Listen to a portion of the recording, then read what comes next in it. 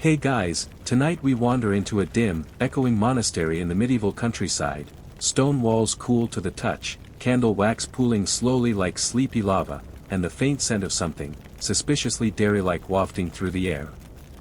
Your sandals scuff against worn flagstones as you pad past rows of monks locked in silent prayer. Their heads bowed, their mouths shut tight, but their eyes, they're darting, just slightly, toward a small wooden door near the kitchens. Behind it, something ages in the dark. Not wine. Not bread. No. Something much more unsettling. It's cheese. Tonight, you're not just falling asleep. You're slipping quietly into the world of medieval monasticism, where silence is sacred, but fermented milk might just send you to hell. Yes, cheese. Gooey, moldy, rind, innocent-seeming cheese. It didn't always get the love it does now. For some monks, it meant indulgence. For others, disease. And for a few rather dramatic abbots, it was nearly a demonic presence in the dairy cellar. You probably won't survive this. So, before you get comfortable, take a moment to like the video and subscribe, but only if you genuinely enjoy what I do here. And hey, let me know in the comments where you're watching from and what time it is. Always love seeing the little map we make together. Now, dim the lights, maybe turn on a fan for that soft background hum, and let's ease into tonight's journey together. You pull your robe tighter around you. Outside, a drizzle taps on the leaded glass windows. It's late. The monks should be asleep. But inside the small kitchen, a group of novices sits, wide-eyed, listening to an older brother speak. He's hunched, clutching a rosary, and whispering about curds with such intensity you'd think he was discussing demons. You edge closer. You were told this monastery kept things pure, that monks here followed the rule of Saint Benedict strictly. Silence, humility, work, prayer. That was the order of the day. But no one told you about the cheese. The elder monk's voice is hoarse. He describes a moment in his youth. He'd eaten a wheel of soft cheese made from sheep's milk left over Lent. Within hours, he says, he was writhing with fever, his visions filled with beasts and temptations. His brethren blamed the dairy. Said the cheese wasn't just bad, it was charged. You stifle a laugh. Cheese-induced sin. But as the story continues, you notice the others aren't laughing. One is trembling. Another makes the sign of the cross. It's easy to forget that food, in the Middle Ages, was rarely just food. In a world where science hadn't yet poked its nose into bacteria or fermentation, things that rotted, foamed, or bubbled often carried an air of mystery, or danger. Cheese, especially aged cheese, fell into that category. It was created through unseen transformation. Milk in, something strange out. And in a world obsessed with purity and divine order, that transformation was, let's just say, sus. You pass the monk's kitchen and follow a flickering torch down into the cellar. The smell is immediate. Damp straw, old wood, and something else, funky, strong, vaguely sweet. Your foot nudges a cloth-wrapped wheel with a fuzzy blue-green rind. You hesitate. Is it food? Or is it something else? The cellar used to be a burial crypt, someone murmurs behind you. That's not helping. You realize that within these cloisters, cheese isn't just considered a possible cause of indigestion. It's a moral hazard. Monks were expected to be in control of their bodies, their desires, even their bowel movements. But cheese? Cheese dared them to be human. It whispered, "Go ahead. Indulge. Melt me on your barley loaf." And once you did, once that sharp, creamy tang hit your tongue, it was all over. Historians still argue whether the fear of cheese was symbolic, medical, or just plain superstitious. But one thing's clear, medieval monks took it very seriously. You drift past another stone chamber, where a solitary monk slices a sliver of something crumbly and pale. He pauses, sniffs it, then recoils. Not because it's spoiled, no, that's just normal for cheese. But because it smells like the last brother who dared eat it started hearing voices. That brother now lives in the tower alone, talking to birds and fasting on gruel. And the cheese? Still down here. Still aging. Still, waiting. It's hard not to imagine what stories attach themselves to food when science steps out of the room. You picture one poor monk waking up from a cheese-fueled nightmare, convinced he saw Satan tap dancing on his belly. Another reports losing track of time, drifting into hours of decadent thought just after a particularly gooey bite. Perhaps it wasn't the cheese, you think. Perhaps it was just exhaustion. Starvation. Hormonal imbalance. Or perhaps a rat scuttles across a shelf and vanishes behind a wheel of something that could pass for a fossil. You step back, carefully. One monk once wrote in his diary that cheese was the voice of indulgence, preserved in brine. Another, more bluntly, just called it demon butter. Of course, not all monks feared it equally. In the southern monasteries, where the climate helped with ripening, cheese was treated more like a luxury than a liability. But up here, in the chill north, the smell lingered longer. And so did the unease. Back in the great hall, the bell tolls for Compline, the last prayer of the day. Monks shuffle into pews, their robes whispering against stone. But one seat remains empty. Brother Lucien. The same monk who'd been seen sneaking into the cellar 3 nights in a row. No one mentions him. But later, as you prepare to bed down in the guest quarters, a novice leans in and whispers. He didn't leave. He's just different now. You pretend not to notice the slice of pale cheese tucked into your satchel. A gift, they said. A welcome token. But as the candle flickers out, you wonder, was it really? You're back in the shadowed hallways of the monastery, and now the quiet feels thicker, like the stones themselves are holding their breath. One of the novices, a wiry boy named Etienne, walks ahead of you carrying a tiny oil lamp that casts long, quivering shadows. He leads you to the scriptorium, where the monks copy sacred texts, but tonight there's no quill-scratching parchment, only a strange, lingering story in the air. Etienne looks over his shoulder. They say cheese is where demons hide, he whispers, as if the walls might tattle. You raise an eyebrow. Demons? Really? He nods solemnly. Especially the soft kinds. Brie. Goat's milk. Things that mold easily. His tone is half superstition, half science fiction. You wait for the punchline, but it never comes. You wouldn't be the first to scoff.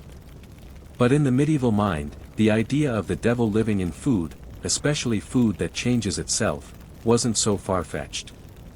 Milk turning solid, holes appearing where none were drilled, crusts forming on creamy surfaces, all without a visible hand. That wasn't fermentation. That was sorcery. Or worse. You sit on a wooden stool, still warm from the monk who left it. A manuscript lies open on the table, its Latin text ornate and hypnotic. Along the margin, a doodle, a cow with horns too long to be natural, its udder dripping fire. It's not a theological metaphor. It's a warning. Some of the monks believed cheese could attract spirits. Not because cheese was evil, but because it was unpredictable. You couldn't always tell if it was safe. You couldn't see the bacteria, not that they knew what bacteria were. All they knew was, eat the wrong cheese, and your night might end with sweating, shrieking, and the urgent need for exorcism.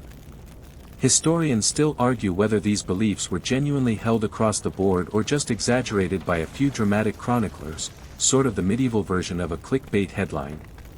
But evidence of concern exists in multiple records, abbey inventories listing cheeses separately from holy provisions, notes from abbots about limiting dairy intake during spiritual retreats, and even prayers written for cleansing the table after meals. You glance again at the doodle. Etienne taps it and murmurs, "Brother Pierre drew that.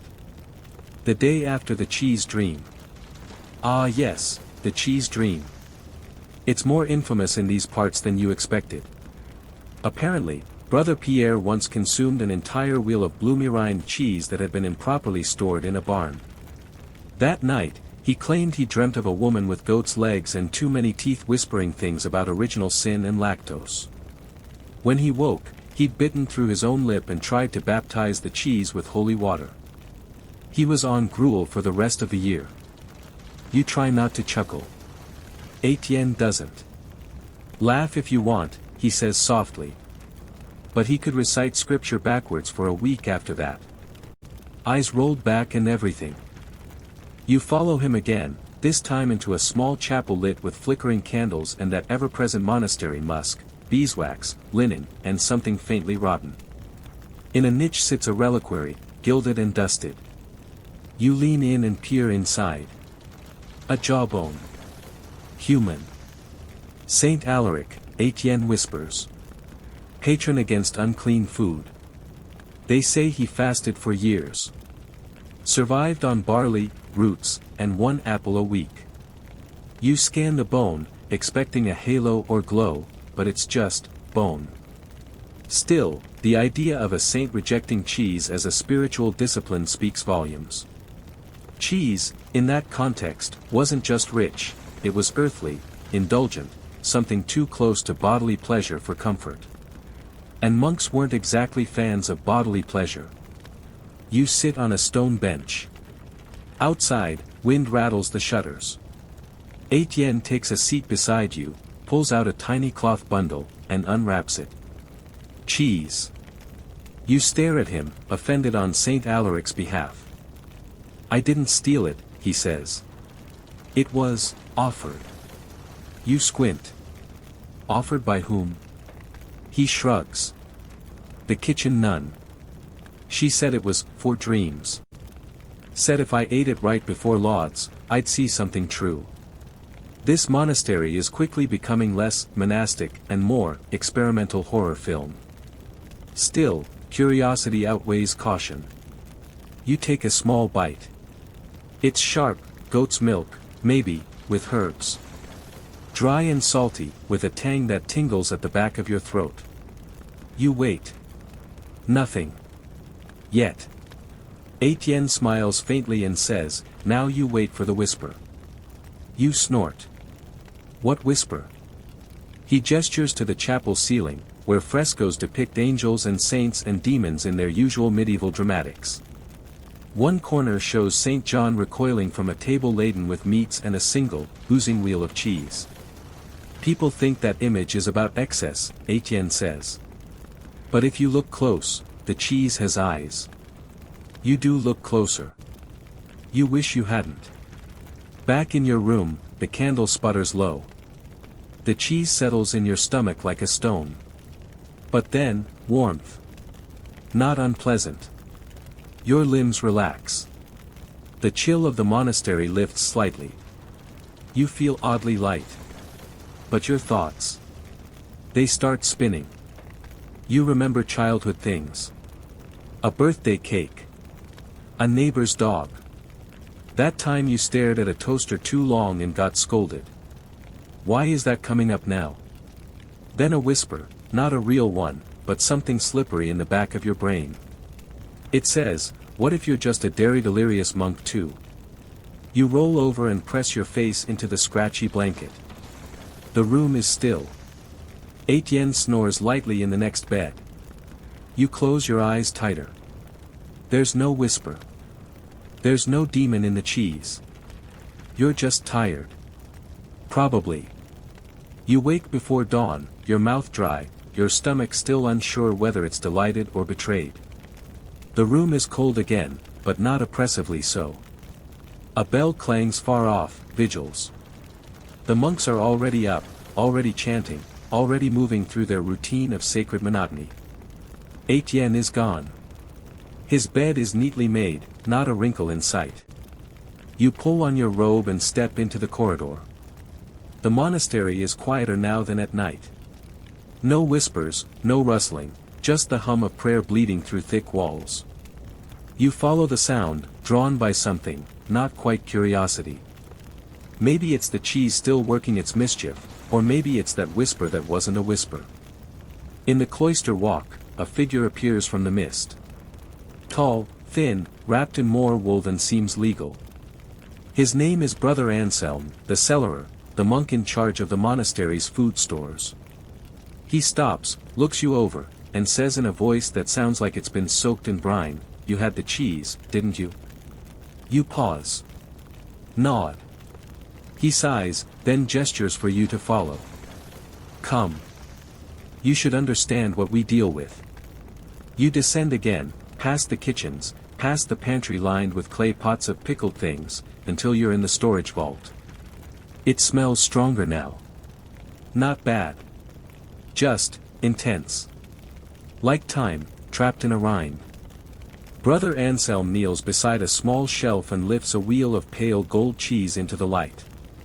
He slices it. Inside, marbled blue veins, almost like a map. He points to one part and says, "Looks like the coast of Brittany, doesn't it?" He smiles, but not like it's a joke. More like it's a warning. He explains how monks once believed cheese carried the memory of its origin. The field where the cow grazed.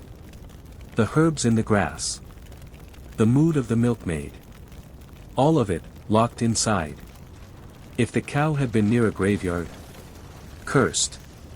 If the goat had nibbled poison ivy, madness. If the dairy boy had committed a sin while churning, well, you can guess. It's not a metaphor, Anselm insists. It's presence. Cheese stores presence. Historians still debate whether monks literally believed cheese could absorb spiritual energy, or if that was poetic license gone wild. But enough accounts exist to suggest it wasn't just flowery metaphor. Some abbeys even created specific prayers to purify dairy offerings, asking for God's protection from rot of body and soul. Anselm tells you about the rule of Saint Columbanus, an Irish monastic guide from the 6th century, which included stern warnings against foods that excite the flesh. Cheese was always on the maybe list. Not meat, but not far off. You chew on that, mentally, this time. Cheese as an aphrodisiac. It seems silly, but monks were celibate. Anything that brought too much pleasure was viewed with suspicion. Pleasure wasn't the goal. Discipline was. Asceticism wasn't about surviving, it was about starving strategically. Starving the senses. Starving the self. Cheese, with its rich fat and mouth-coating texture, was a sensual experience. Too much of that, and suddenly you're not a monk. You're just a guy in robes having a really good snack. Anselm slides the wheel back onto its wooden shelf, with a tenderness that suggests he still respects it, fears it, even. Then he tells you the story of Abbot Remigius. Now, Abbot Remigius ran a monastery in the 11th century near Dijon. Known for his strictness. Cold baths. Long fasts. Replaced the choir's music with silence because harmony tempted the soul. All very on brand. But then a local nobleman gifted the monastery an enormous wheel of Alpine cheese, dense, pungent, the kind you can smell through the wrapper. Remigius didn't want to offend, so he accepted it. They stored it, untouched, for months. Then, one winter, supplies dwindled. The cheese was brought out. Within 3 days, 7 monks had confessed to tempting thoughts. 2 started seeing visions of fire in their rosaries. 1 tried to marry a loaf of bread. No one ever got the full story on that last one. Remigius, horrified, blamed the cheese. He ordered it burned in the courtyard, with an exorcism. Anselm says they still have a burned crust fragment in their library, kept between pages of psalms. You glance around the cellar now with new eyes. It's less storage space, more containment zone. Some of these wheels, Anselm says, are kept for observation. Not consumption. They're charged, like relics of a food-based experiment that went a little sideways. He gestures to a small jar on the shelf. Inside, a hard nub of cheese, shriveled and brownish. That one, he whispers, we found under the floorboards. Wrapped in parchment. Dated 1293. You raise an eyebrow. And? He leans in. There were teeth marks. So maybe it's not so ridiculous that monks feared cheese. In a world where mold meant mystery, fermentation meant transformation, and flavor meant sin, cheese was a wild card. It might be delicious, or it might be a trap. A culinary Trojan horse, rolled into the monastic gates and filled with temptation. As you climb back out of the cellar, Anselm offers you a small wax-wrapped cube. This one's safe, he says. Mostly. You hesitate. You'll dream again, he adds, but probably not of goat-legged women this time. Helpful. You return to the scriptorium and notice that the manuscript with the doodle has been removed. Etienne sits in its place, quietly copying text, as if last night's whisper never happened. But as you pass, he slides you a scrap of parchment with 3 words. Cheese remembers everything. You carry the cube of cheese in your pocket for a while, wrapped tight in waxed cloth, unsure if it's food, relic, or low-stakes curse. The parchment scrap from Etienne burns in your mind more than the actual cheese does. Cheese remembers everything. It sounds like something you'd read in a fever dream or find scribbled on the wall of a haunted Airbnb. But in the medieval world, that phrase might have made perfect sense. Memory, you realize, wasn't just something brains did. Objects remembered too. Stones could hold curses. Rivers might remember a drowning. A book could become unholy just by being near heresy. And cheese, alive, mutable, fermenting on its own terms, was memory with a rind. You walk the outer gardens, a walled square of herbs and echoing footfalls. A monk kneels in the corner, harvesting sage. You pause to watch. The way he moves, you'd think he's plucking secrets from the earth. You sit on a stone bench as the sun rises and the morning bell rings. A few more monks emerge, cloaks fluttering, cheeks still sleep-creased. You learn later that monasteries often had specific monks called refectorians, the ones in charge of dining. They made sure food was stored correctly, distributed fairly, and didn't lead to damnation. That last part wasn't a joke. One Benedictine record from the 12th century even mentions a silent cheese, reserved for feast days only, aged so long that no one could remember who made it, or why it was shaped like a beehive. It sat on its own shelf, was never named aloud, and only the oldest monks dared cut into it. The youngest monk, in one retelling, fainted dead away at the smell. Historians still argue whether that's exaggeration, metaphor, or just a really bad will of cheese. But here's where things get interesting.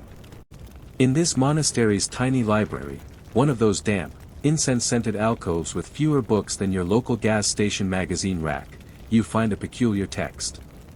It's not illuminated. It's not even in Latin. It's a mix of Old French and strange drawings, somewhere between recipe book and exorcist's diary. It's called Les Voix de lait, the voices of milk. You flip through slowly. Diagrams of cows with extra udders. Prayers written in spirals. Cheese wheels labeled listen not and eat only under moon. One page shows a chart with a range of emotions, joy, sorrow, lust, guilt, next to types of cheese. Camembert for longing. Roquefort for fear. Cheddar, oddly, is listed under remorse. There's a theory in the margins, that cheese absorbs not only the physical world, but the psychic residue of its surroundings. A sin confessed near a maturing will could soak into the rind. A blessing, likewise, might make the cheese more virtuous. Suddenly, all those monkish fasts make more sense. They weren't just purifying the soul, they were sanitizing the snacks. You pause. That cube in your pocket feels heavier now. Later that day, Brother Anselm finds you again.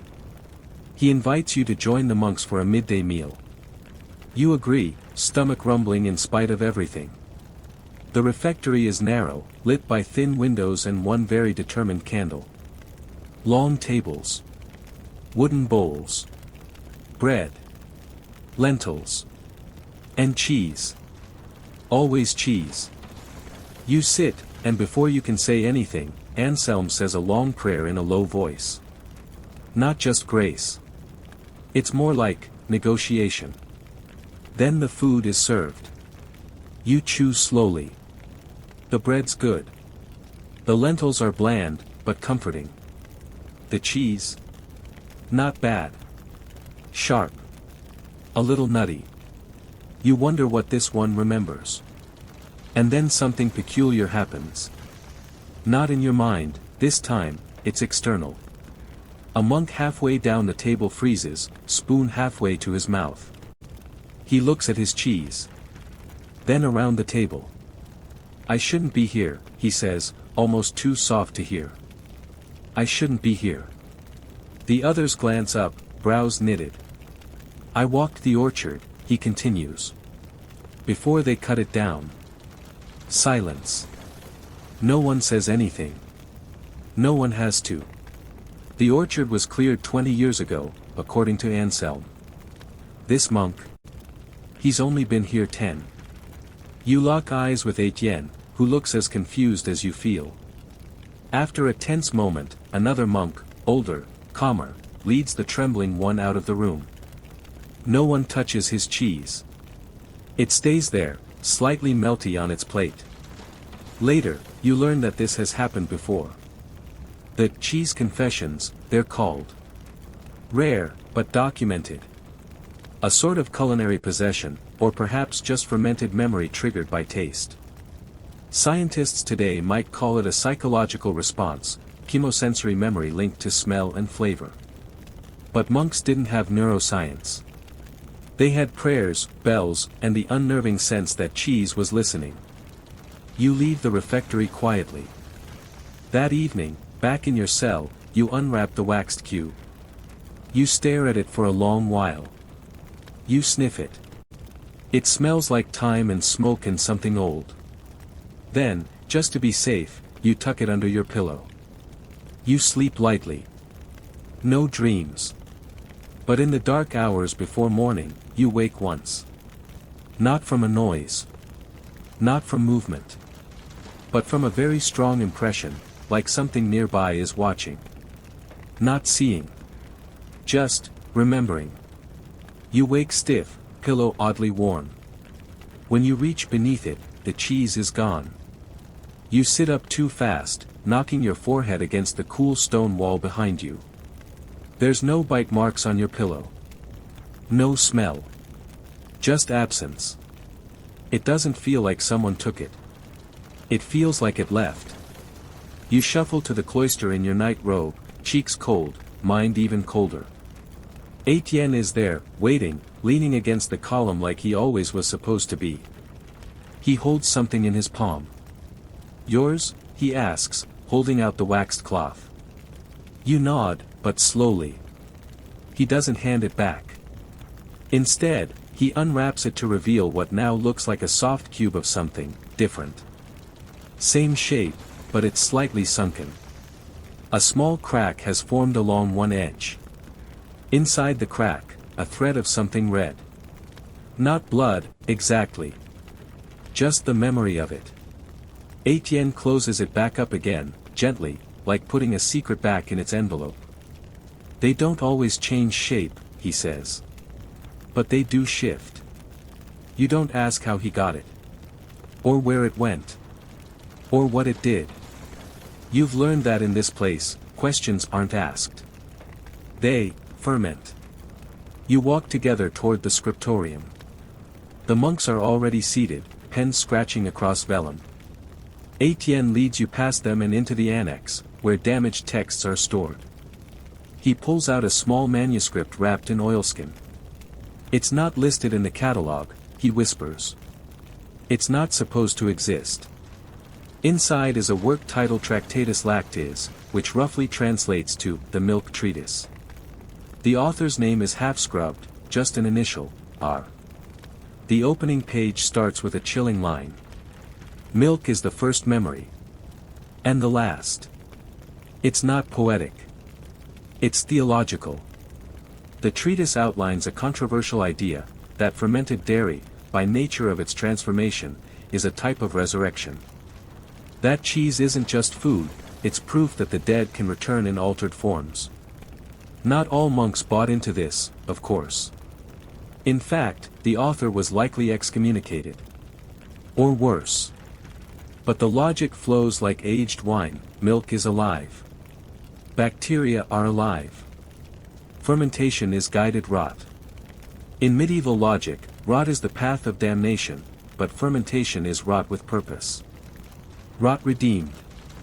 That's why monks feared cheese, not only as temptation, but as theology. Historians still debate whether the Tractatus Lactis was a metaphor for spiritual rebirth or a full-blown doctrine of edible resurrection. Some say it influenced the Cathars, a heretical sect who believed the physical world was evil and only the spirit mattered. Others argue it was just one monk's very hungry breakdown. You run your finger along the edge of the vellum. The ink is dark, iron-rich, still faintly metallic smelling. Some pages have what look like oil stains. Others are warped, as if warmed. You turn a page and find a sketch of a wheel of cheese with a small crack down its middle. Inside the crack, a headless man, crouching. You close the book. Gently. Etienne is watching you. They buried the author beneath the chapel, he says. Or so they think. That night, back in your cell, you leave your pillow untouched. You lie flat on the stone bed, eyes open, ears straining. Somewhere down the corridor, a whisper floats. Rennet is judgment.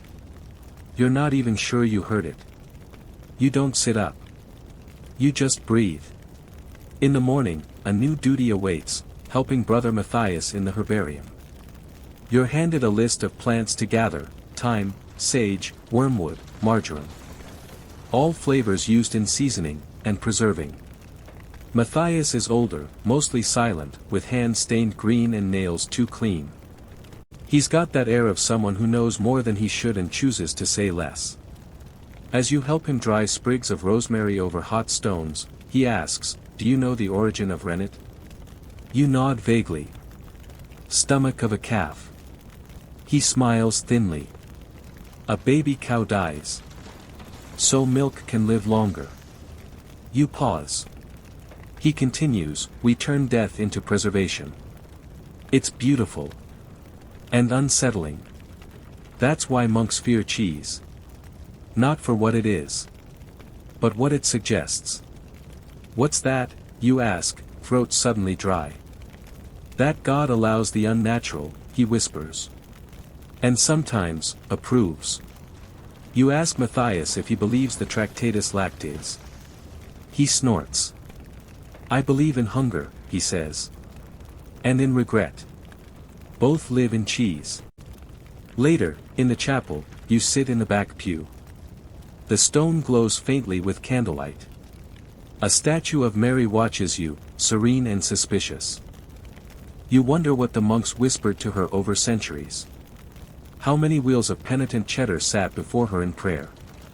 And then you see it, scratched faintly into the base of the statue. The rind holds the sin. The heart holds the memory.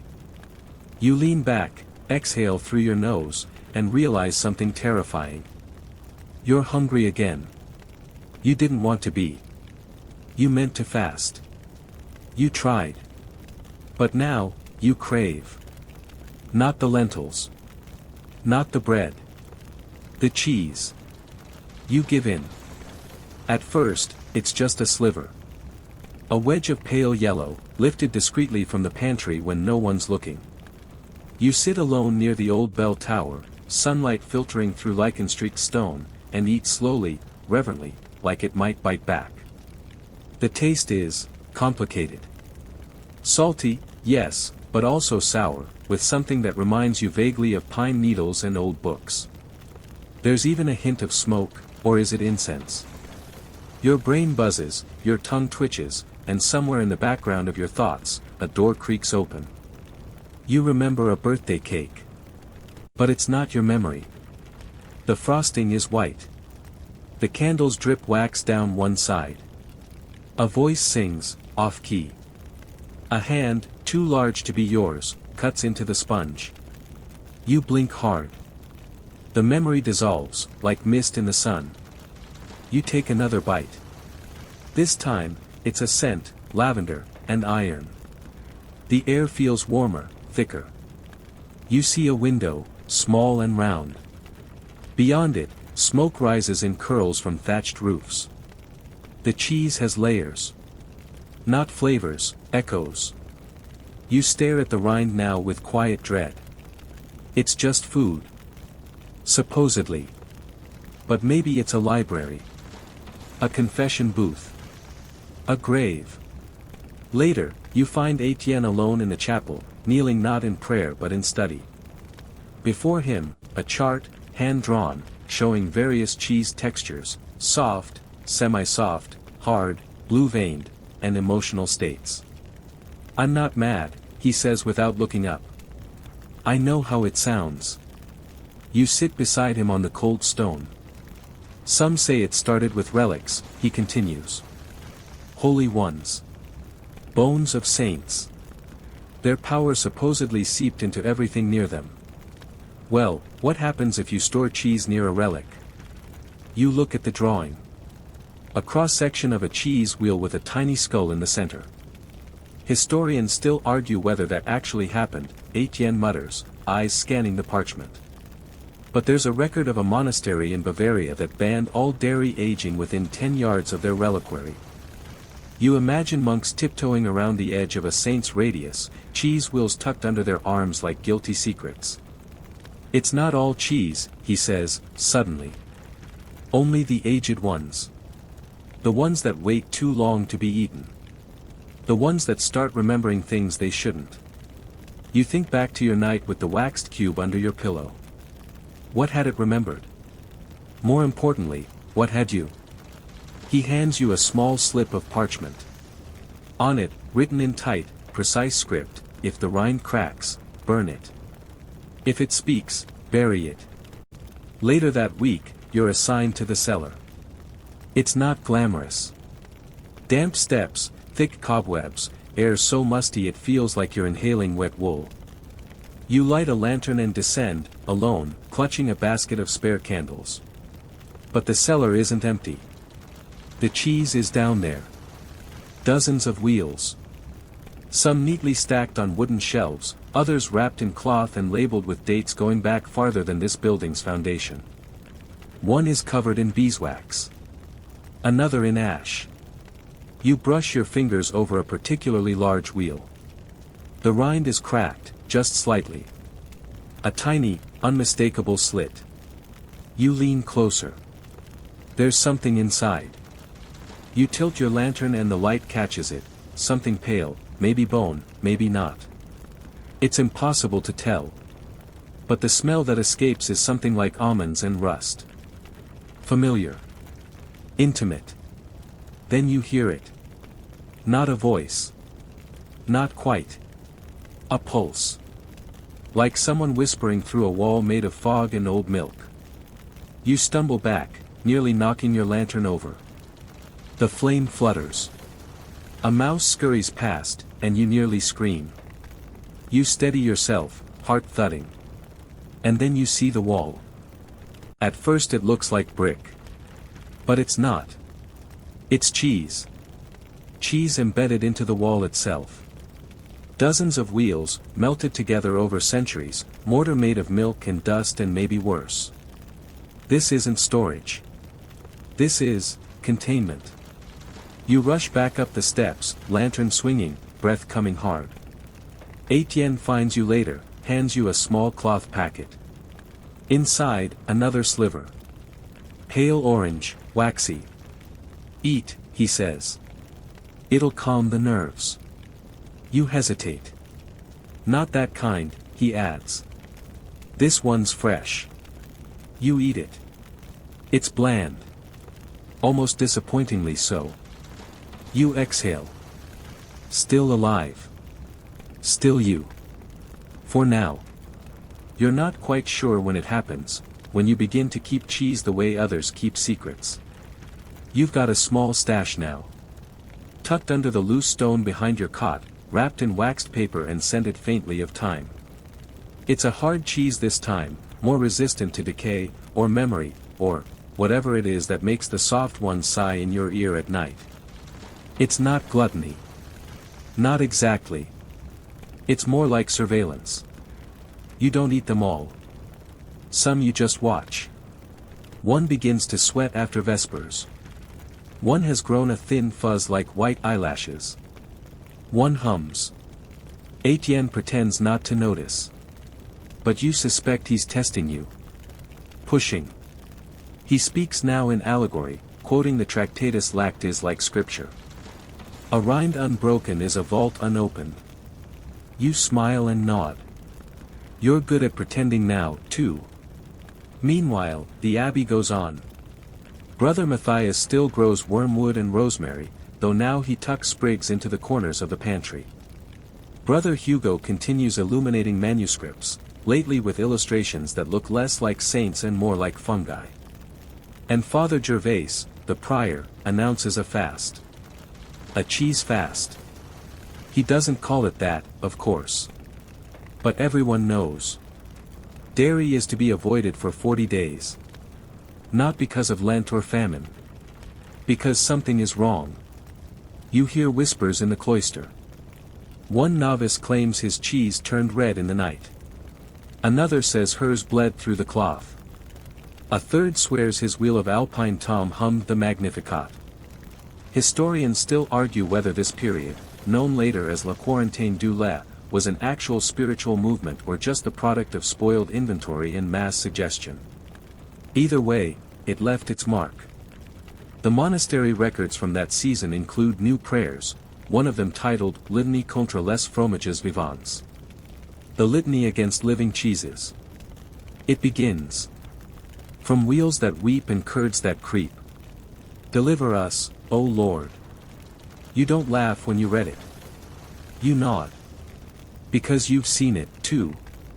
There's one cheese in particular that started to change. You kept it because it seemed ordinary. Semi-soft, golden rind, no cracks or voices. But last week, the smell shifted. Less dairy, more earth. Like roots. Or damp leaves. And now, the shape is wrong. Still round, yes, but slightly lopsided, as if something inside is leaning. Last night, you pressed your ear to it. Nothing. Then, just as you started to pull away. A knock.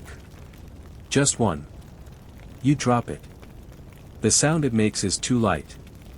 As if it's hollow now. The next morning, you bury it. Not out back.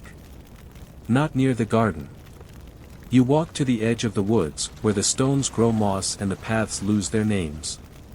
You dig with a spoon. You bury it 6 inches deep. You say a prayer you made up on the spot. When you return, your fingers smell faintly metallic. Etienne watches you from the doorway. Says nothing. That night, he sits by your cot and opens a small, red notebook. No one records the bad miracles, he says. Only the convenient ones. He reads an entry from the book, dated 70 years ago. Brother Alaric tasted the blue-veined wheel and forgot his own name. He could still recite the Psalms. But not his birth. Not his parents. Not his vow. Etienne closes the notebook. They called it blessed amnesia, he says. But that's just good branding. You ask him why the monastery still makes cheese. He shrugs. Because we're human. Because we need it. Because forgetting is easier than facing. You ask him why he stays. He looks at the cracked ceiling and smiles. Because I'm curious, he says. And because I already tasted one that knew my secrets. You don't ask what it knew. Or if it whispered them back. You already suspect the answer. Later, as you drift into sleep, you dream of a dinner table. White cloth. Candles guttering. All around you sit monks, faces obscured by cowls. At the center of the table, a cheese wheel.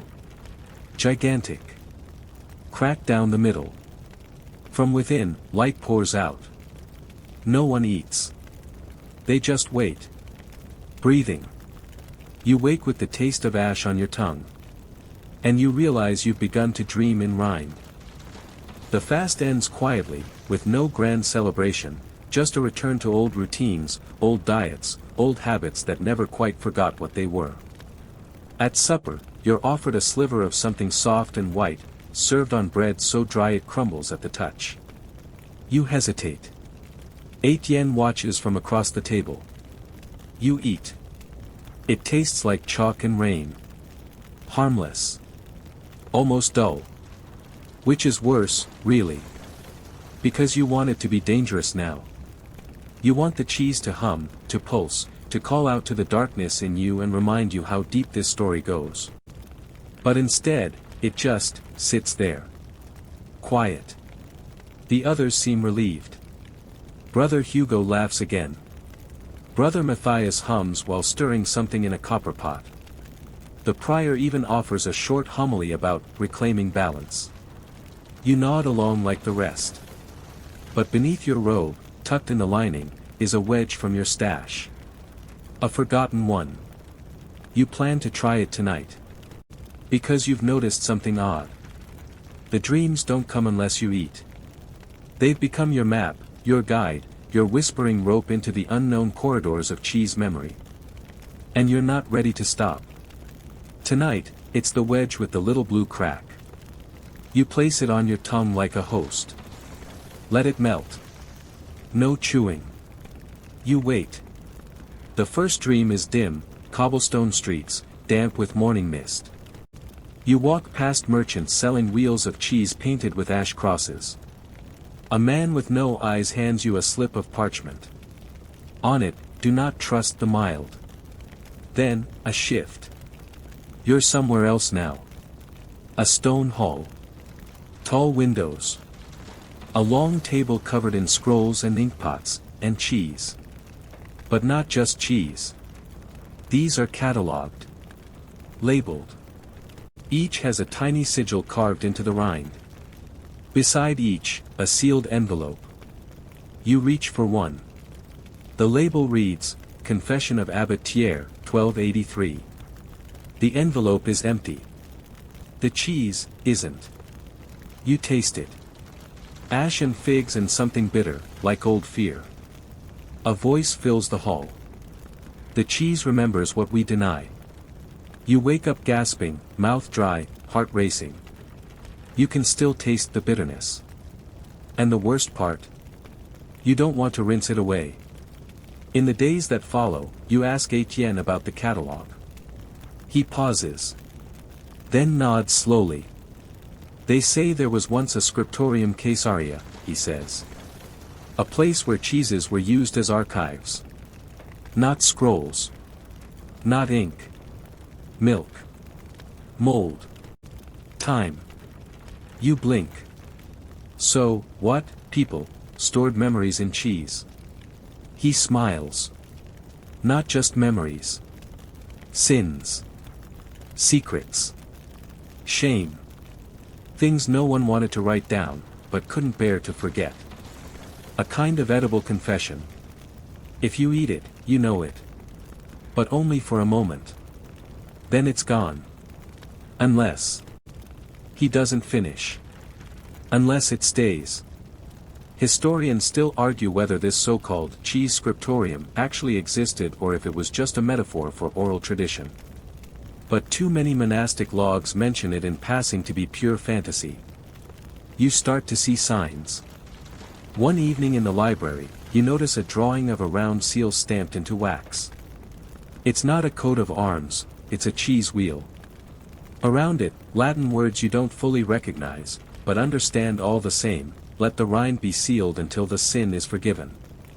Another time, in the cellar, you find a broken crate. Inside, wax residue and a scrap of parchment. The word, cantle. A date. And beneath it, two words that chill your spine. Memory failed. You begin to wonder.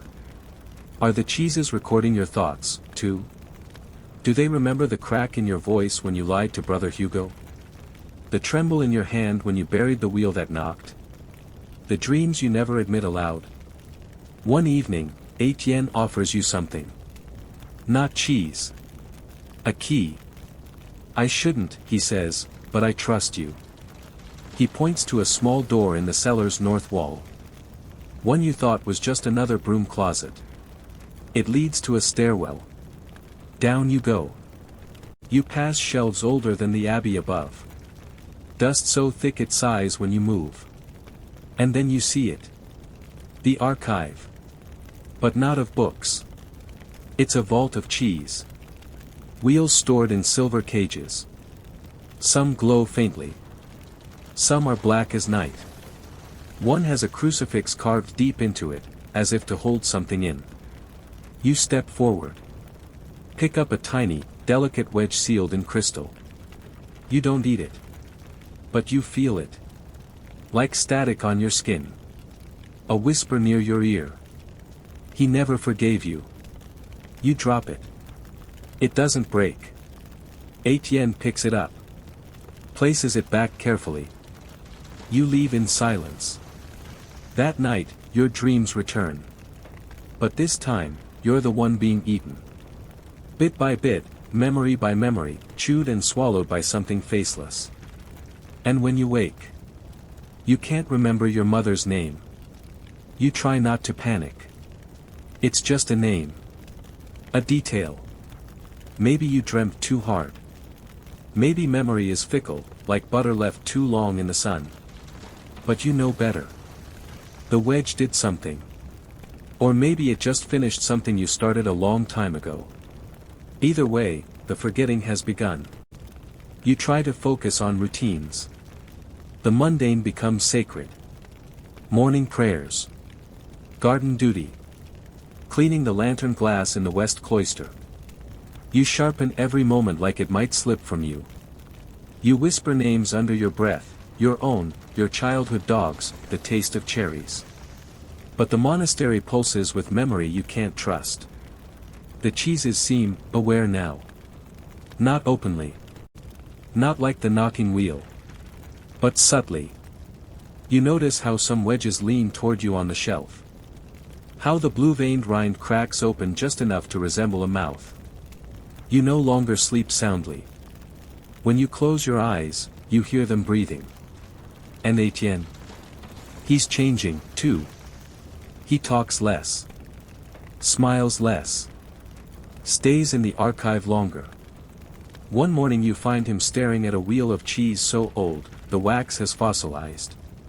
You ask what it is. Pontelavec, he says, without blinking. A remorse so thick it curdled faith. You think he's joking. He's not. Historians still argue whether cheese was ever officially used in monastic punishment or penance rituals, but some records hint at it. A Benedictine codex from 1279 mentions the bitter round, which brothers were forced to eat while confessing their worst thoughts aloud. It was said the cheese absorbed sin better than any priest. You wonder if you've eaten something like that without knowing. Later, while cleaning the apothecary shelves, you find a bundle of herbs tied with red string. Attached, a note in Etienne's hand. To keep your name inside. Infuse with warm milk. Drink before sleep. You do as instructed. The milk tastes of lavender, mint, and something metallic. You sleep. And in the dream, you're a child again. Your mother is there. Her face is warm and real. She says your name, twice. When you wake, the echo of it lingers like perfume. It's back. For now. But you realize how close you came to losing it forever. Not from time. Not from disuse. From extraction. Because that's what this monastery does now, isn't it? It hoards memories. Not just in books. In cheese. It started as a curiosity. A spiritual experiment. Some odd offshoot of Eucharistic philosophy. But it evolved. And like all living things, it began to crave. You start to recognize the symptoms in others. Brother Hugo's laughter is more frantic now. Like he's trying to remember something funny he never quite knew. Brother Matthias sometimes repeats instructions he hasn't given yet. And one novice, you think his name is Luke, asks you the same question 3 times in a row, forgetting each answer like smoke. The cheeses are feeding again. You approach Etienne. He nods. They're hungry this season. The rains made the walls wet. The mold grows faster. You ask why they haven't stopped. He gives you a look, calm, weary, old. Because even bad memory is better than none. Because the walls hold more than we can ever write. And because some monks would rather forget themselves than confess. You understand. But you also feel the tug of fear. You've started keeping a journal. Not a traditional one, just a list. Words. Names. Flavors. Things that anchor you. You hide it in a hollowed-out Bible, beneath the genealogy of Noah. You read it every morning, just to be sure. If any word looks unfamiliar, you recopy it. But already, one word, pomegranate, seems slippery. You bite your tongue hard, just to feel something. The cheeses never bite back. That's the problem. They welcome. They invite. They lull. And sometimes, they weep. One evening, you find a small round left on the chapel altar. Not part of a meal. Just, placed. Reverently. Its rind has cracked open. A single tear of brine runs down the side. You taste it. Salt, grief, and candle smoke. That night, you dream not of people or places, but of flavors. A map of taste. Bitterness leading to guilt. Sweetness to longing. Umami to old, unspoken prayers. You wake with a new phrase in your mind. The tongue remembers what the mind rejects. You write it down. Then underline it. Twice. You begin to suspect that's what this place is now. A reliquary of rejection. A tomb not of saints, but of senses. And you wonder if, somewhere deep beneath the vault, there's a final wheel. One no one dares eat. One that holds the last name of God. The days grow shorter, the shadows in the abbey lengthening like spilled ink across stone. You find yourself lingering longer in the buttery twilight of the storage rooms, where the cheeses sleep, sealed and secret. Their aromas drift, sometimes faint, sometimes sharp enough to stir your memories, and you wonder if they are watching you back. One afternoon, as you organize aged tomes on the wooden shelves, Etienne arrives quietly, holding a leather-bound ledger. He flips it open to a page marked with a pressed violet.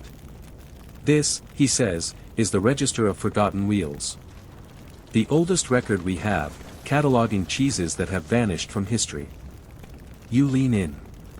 The entries are cryptic, dates, names, sometimes single words, betrayal, silence, echo.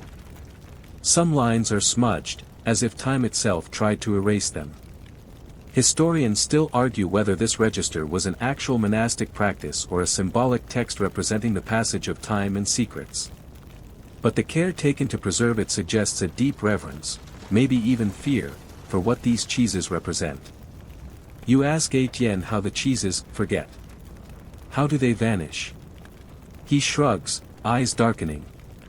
Some say they're consumed by time's own appetite, others that they're reclaimed by the earth, or something else. You think about your own experience. The slow erosion of memory, the creeping fog where names once lived clearly. Maybe the cheeses are more than food, maybe they are thresholds. That night, you dream of a cavernous chamber lit by flickering candles. Around the walls, endless rows of cheese wheels, each one glowing with a soft, unnatural light. You see yourself reaching for one labeled remorse. As your fingers brush the rind, a voice whispers. To hold too tightly is to lose all. You wake, heart pounding, and realize you're clutching the ledger Etienne gave you. You start to notice other monks acting strangely. Brother Matthias talks about voices in the curds, and Brother Hugo's laughter turns brittle, like cracked porcelain. You try to share your concerns, but the others dismiss you. It's just the season, they say. The damp brings odd sensations. But you know better. You wonder if the cheeses are not only storing memories but feeding on them, extracting the essence of those who dwell too close. You begin to fear the archive is a trap. A slow dance between remembering and forgetting. One evening, you find a note tucked inside your mattress. In hurried script. Beware the wheel that hums the lament. Your fingers tremble. You glance toward the storage room. There, in the dim light, you swear you hear a faint, mournful song rising from a distant shelf. You decide to confront the mystery head-on. The next night, under a pale crescent moon, you slip down to the cheese vault alone, your footsteps echoing softly against the cold stone. The air is thick with the scent of aging milk, earth, and something deeper, something almost metallic, like the taste of old coins on your tongue. You move carefully, eyes adjusting to the gloom. Rows upon rows of wheels rest silently, some dusted with gray mold, others gleaming faintly in the candlelight you brought. Then you hear it. A low, vibrating hum. It comes from a wheel nestled at the back, a round of cheese unlike the others. Its rind pulses faintly, almost breathing. You hesitate but reach out, fingertips grazing the surface. The hum grows louder, filling your ears with a sorrowful melody that seems to weave through your very bones. Suddenly, you are flooded with images, faces, voices, memories not your own but somehow familiar. A child crying, a secret whispered in the dark, a betrayal too painful to speak aloud. You stagger back, breath shallow, heart racing. This wheel is no ordinary cheese. Etienne had warned you, some cheeses hold more than flavor, they hold the weight of souls. Historians still argue whether such practices were literal or allegorical, but what you experience feels undeniably real. You decide to taste just a sliver, curious and terrified. The flavor is overwhelming, bitter, sweet, sharp, and deep like a wound healing. It leaves a residue on your tongue that lingers, a reminder of pain and forgiveness intertwined. As you withdraw, the hum fades, replaced by silence. You wrap the wheel carefully and return to your cell, mind swirling. Over the next days, you notice your dreams deepen, becoming vivid journeys through forgotten places and faces. You question your sanity, but also sense that you're on the edge of understanding something profound. The monastery is not just a place of worship but a repository of human experience, stored, preserved, and sometimes imprisoned in the most unexpected vessel, cheese. And as the days wear on, you realize the fear was never just about cheese itself. It was about what we choose to remember, and what we desperately try to forget. With the hum still echoing faintly in your ears, you seek out Etienne once more, hoping for answers, or at least a way to navigate this strange archive without losing yourself entirely. He listens quietly as you recount the experience, eyes shadowed by flickering candlelight. "You're close now," he says finally. The cheeses respond to those who listen. He takes a breath, then reveals an old monastic practice you'd never heard of, the tasting vigil. Monks would intentionally sample these memory-laden cheeses during nights of fasting, to commune with the past, to confront the sins and sorrows the wheels hold. It was dangerous. Few survived intact. Many lost themselves in memories not their own. But it was believed necessary, Etienne adds. To cleanse the soul by tasting the bitterness of history. You consider this, feeling the weight of it pressing on your chest. The next evening, you prepare a small wedge of one particularly ancient cheese, a will rumored to contain the unspoken regrets of a forgotten abbot. You sit alone in the chapel's dim corner, the wedge melting slowly on your tongue as you close your eyes. Images flood your mind, an old man pacing a lonely garden, his prayers unanswered, a confession lost to time. You smell wet stone and hear the soft clatter of keys dropped into a bowl. The experience is overwhelming, a mixture of empathy and exhaustion. When you open your eyes, Etienne is there, watching silently. He nods. You've tasted history, he says softly. And you know that with each bite, you are weaving yourself deeper into the monastery's fabric. There is no turning back. Historians still debate the veracity of such sensory rituals, but the monks believed that through cheese, they could touch the intangible, a communion beyond words. And perhaps, through this communion, they sought forgiveness that parchment and prayer alone could not provide. As you stand to leave, you glance back at the vault. The cheeses rest quietly, but you can feel their eyes on you, waiting. Days blur together as the seasons shift imperceptibly. The chill in the stone corridors deepens, settling into your bones like a slow-moving tide. You notice the subtle changes in yourself, the way your thoughts linger longer on the past, how your dreams weave tighter into the fabric of memory, both your own and the monastery's. One morning, Etienne approaches you with a curious glint in his eye, holding a small, carefully wrapped package. This, he says, is the final wheel. Your heart skips. The final wheel.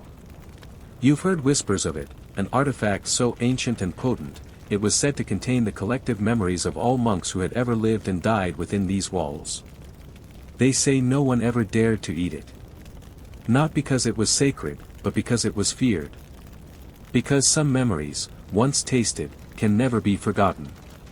Etienne unseals the package carefully, revealing a dark, dense wool veined with golden streaks. It smells like earth and rain, old parchment, and something indefinably sorrowful. You reach out, fingers trembling. The moment you touch it, a flood of images overwhelms you, faces you've never seen, voices whispering prayers in dead languages, the slow passage of centuries, the rise and fall of empires seen only through the lens of quiet devotion. You stagger back. Etienne's eyes hold a mix of warning and compassion. Not all memories are meant to be carried, he murmurs. You wonder, then, what it means to remember. Is it a blessing? A burden? A trap? The monastery's cheeses have taught you that memory is a living thing, something that can nourish, poison, or vanish altogether. And in this final will lies the ultimate paradox, the desire to preserve everything, and the impossibility of carrying all the weight. Historians still debate whether such an object ever truly existed or was a metaphor for the impermanence of human experience. But as you stare at the wheel, you realize it doesn't matter. Because you already feel the pull of the past, like the moon's gravity tugging the tides of your mind. And somewhere deep inside, you know that your story, your memories, will soon become part of the monastery's endless archive. Whether by choice or by fate. You close your eyes and take a slow breath. The final journey awaits. You awaken one morning feeling heavier than usual, as if the weight of centuries presses down on your chest. The monastery around you feels simultaneously familiar and alien, like a dream you almost remember but can't quite grasp. The cheeses, once mere curiosities, have become silent sentinels, keepers of your fears, your forgotten joys, your whispered secrets. You notice Etienne's gaze on you more frequently, laden with a quiet urgency. One evening, he invites you to the chapel's hidden alcove, a place where sunlight never reaches and shadows dance softly on stone. Here, he reveals the Book of Wedges, a manuscript chronicling the souls bound to each cheese wheel, their stories, their regrets, their prayers. He turns the brittle pages carefully, revealing names long faded from the annals of history. Each entry is paired with a brief description, a life lived, a sin confessed, a forgiveness sought. You run your fingers over a name that feels eerily close, your own.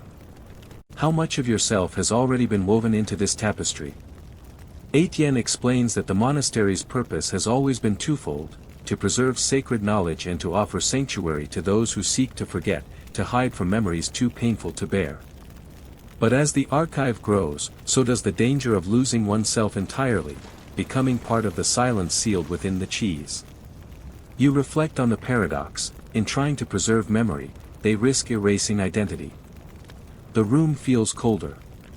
You shiver. The monks have long debated whether memory is a blessing or a curse, whether forgetting is a necessary part of healing or a betrayal of self. You realize that the monastery's cheeses embody this eternal tension. As dawn approaches, you stand alone, the manuscript in your hands, and wonder what part of your own story will remain when you finally join the archive. Will you be remembered? Forgotten? Or absorbed into the endless cycle of tasting and forgetting? The question lingers like a faint, sour scent on the air. And in that moment, you understand that the true fear is not losing memory. It's losing yourself. Time slips through your fingers like the faint, dusty powder on the ancient cheese rinds. Days become indistinguishable from nights, and you drift through the monastery's corridors like a shadow tethered to memory. The archive of cheeses and stories feels alive, an organism breathing slowly beneath the stones. You realize the monastery is less a place and more a state of mind, a delicate balance between remembering and forgetting, between holding on and letting go.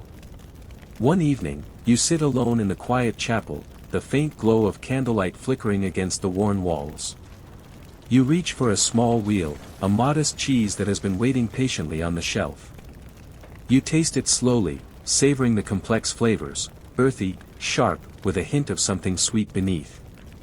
The memories it contains wash over you gently, like a lullaby whispered long ago. You think about the monks who came before you, who lived and died with these secrets nestled in their cells. You think about the countless stories woven into these wheels, of fear and hope, regret and forgiveness. Historians still debate whether the monks truly believed the cheeses could hold souls, or if it was a poetic way to understand the fragility of memory itself. You feel the weight of the past and the present intertwining, a tapestry woven from countless lives and moments. As you lean back, the room softens around you, the edges blurring into a comforting haze. You close your eyes and let yourself sink into the slow rhythm of the monastery, the hum of the cheeses, the whispered prayers, the steady pulse of time. You realize that perhaps the fear was never about cheese.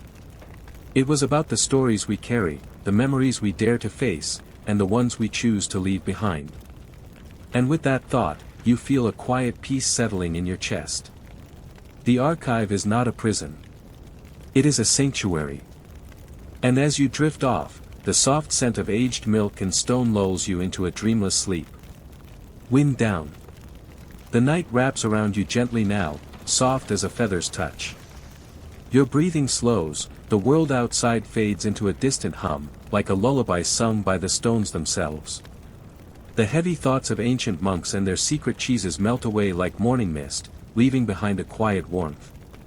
You're safe here, in this calm cocoon of stories and memories, where time stretches and folds like a slow river. Let your mind wander freely, unburdened by the weight of the past or the worry of the future.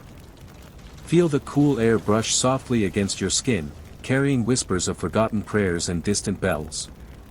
As you sink deeper into the comfort of your bed, know that the mysteries of the monastery, the fears and hopes woven through those cheeses, will rest peacefully until another night. For now, all is still. The archive sleeps, and so do you. Sweet dreams, and may your memories be kind.